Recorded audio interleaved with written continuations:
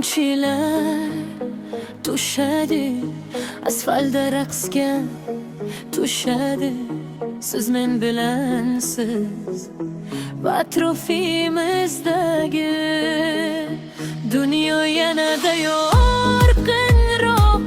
Bizning ustimizda soyabon o'silgan, ammo yomon ob-havoga o'qtimiz. Qalbimizda yoz, qalbimizda bulbul, siz kulasiz, yomg'ir esa o'ynoqib kuladi. Qo'lmaqlardagi aks ettirish tushga o'xshaydi. Har bir qadam go'zal ramkaga o'xshaydi. Biz soyada emas, ertakdamiz. Sizning nigohingiz issiq, bulutlar orasidan yorug'lik nuri kabi.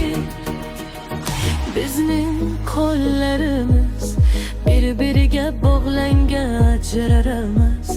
Hatto shamol shivirlaydi, tasodif sizni ajratmaydi. Yomg'ir sizga yaqinroq turish uchun sababdir. Oqsin va cheksiz qo'yin, biz bu qulray kundan qo'rqmaymiz.